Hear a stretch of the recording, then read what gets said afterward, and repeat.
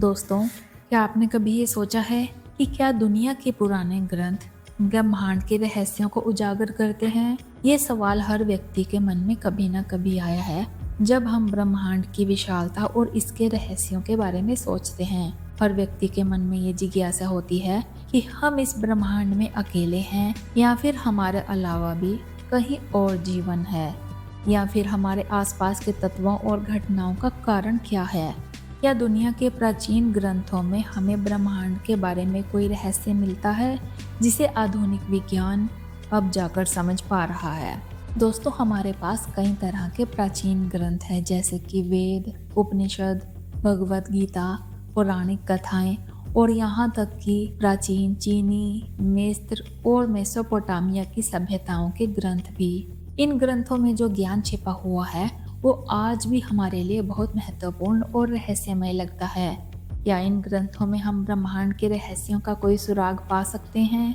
क्या प्राचीन सभ्यताएं और उनके ग्रंथ उस समय के वैज्ञानिक ज्ञान से जुड़े थे जो आज हम तकनीकी दृष्टिकोण से समझ रहे हैं? तो पहले आइए वेदों और उपनिषदों की बात करते हैं। वेदों में ब्रह्मांड की रचना और उसका वर्णन किया गया है। ऋग्वेद में इस ब्रह्मांड के आरंभ के बारे में कुछ गूढ़ बातें हैं। वेदों में वर्णित ब्रह्मा, विष्णु और महेश के त्रिमूर्ति के सिद्धांत को आज के समय में एक वैज्ञानिक दृष्टिकोण से देखा जा सकता है। त्रिमूर्ति के सिद्धांत में सृष्टि, पालन और संहार के चक्र को बताया गया है, जो कि एक प्रकार से ब्रह्मांड के जीवन चक्र का संकेत देता है। वेदों में ब्रह्मा को सृष्टि का कर्ता बताया गया है, विष्णु को पालन करता और महेश को संहारक। इस तरह से ये सिद्धांत ब्रह्मांड के स्थायित्व, परिवर्तन और विनाश के अनंत चक्र को दर्शाता है, जिसे अब हम विज्ञान के दृष्टिकोण से सर्कल ऑफ लाइफ या बिग बैंग और बिग क्रंच के सिद्धांत से जोड़ सकते हैं। इसके अलावा उपनिषदों में भी ब्रह्मांड के रहस्यों का गहन विश्लेषण किया गया है।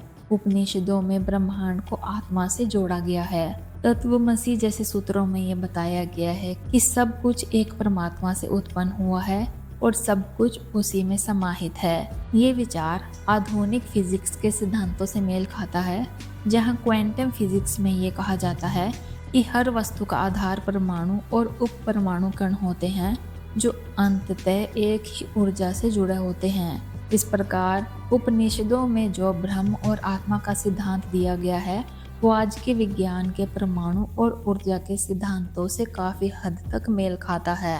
अब बात करते हैं भगवत गीता की। भगवत गीता में भगवान श्री कृष्ण ने अर्जुन से कहा था कि इस ब्रह्मांड का हर तत्व अंततः परमात्मा से जुड़ा है। गीता में कहा गया है कि ये सृष्टि एक निश्चित चक्र के अनुसार चल रही है और हर प्राणी का जन्म और मृत्यु एक अनंत चक्र में बंधे हुए हैं। अगर हम इसे आज के वैज्ञानिक दृष्टिकोण से देखें तो हम पाते हैं कि सृष्टि की संरचना और जीवन का चक्र, जो आज हम बिग बैंग थ्योरी और बिग क्रंच के सिद्धांत से समझते हैं, वो ब्रह्मांड की रचना और उसके परिवर्तनों के सिद्धांत से मेल खाते हैं। पौराणिक कथाओं में भी ब्रह्मांड के रहस्यों के बारे में बहुत कुछ कहा गया है। उदाहरण के लिए हिंदू पौराणिक कथाओं में भगवान शिव के त्रिनेत्र को ब्रह्मांड के रहस्यों को देखने का एक प्रतीक माना जाता है। शिव का तीसरा नेत्र जो उनके माथे पर है वो प्रतीकात्मक रूप से ब्रह्मांड के अदृश्य तत्वों को देखने की शक्ति को दर्शाता है। ये आज के विज्ञान के दृष्टिकोण से एक उन्नत दृष्टि का प्रतीक है, जहां हम आधुनिक खगोल शास्त्र और क्वांटम मैकेनिक्स को समझने की कोशिश कर रहे हैं। इसके अलावा प्राचीन मिस्र की सभ्यता भी ब्रह्मांड के रहस्यों के प्रति बहुत जागरूक थी। मिस्र के पिरामिड और उनके निर्माण के बारे में आज भी कई वैज्ञानिक अध्ययन किए जा रहे हैं। पिरामिडों के निर्माण में जो गणितीय और खगोल शास्त्र से जुड़ी जानकारी मिली है वो भी ये संकेत करती है कि प्राचीन मिस्र के लोग ब्रह्मांड के बारे में कुछ गहरी समझ रखते थे। उनके ग्रंथों में सूर्य, चंद्रमा और अन्य ग्रहों की गति के बारे में जो जानकारी दी गई थी वो आज की खगोल शास्त्र की जानकारी से मेल खाती है। तो क्या प्राचीन ग्रंथ सच में ब्रह्मांड के रहस्यों को उजागर करते हैं? जब हम इन ग्रंथों को गहराई से अध्ययन करते हैं तो हम पाते हैं कि इन ग्रंथों में वो ज्ञान छिपा हुआ था जिसे आधुनिक विज्ञान आज धीरे धीरे समझ पा रहा है। इन ग्रंथों में ब्रह्मांड के रचनात्मक और परिवर्तनशील सिद्धांत, ऊर्जा और तत्वों के संबंध और जीवन के चक्र के बारे में जो बात की गई है वो आज की भौतिकी और खगोल शास्त्र से मेल खाती है। हालांकि ये जरूरी नहीं है कि ये ग्रंथ सीधे तौर पर वैज्ञानिक भाषा में हो, लेकिन इनका गूढ़ ज्ञान आज के विज्ञान को समझने में मदद करता है। तो अंत में ये कहना गलत नहीं होगा कि दुनिया के प्राचीन ग्रंथ ब्रह्मांड के रहस्यों का एक अनमोल खजाना है।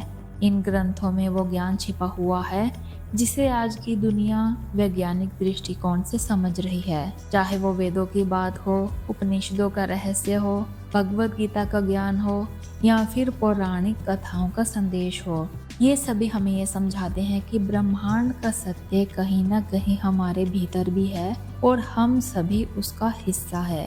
तो दोस्तों, क्या आपने कभी ऐसे ग्रंथ को पढ़ा है जो ब्रह्मांड के रहस्यों को उजागर करता हो? हमें कमेंट्स में ज़रूर बताएं।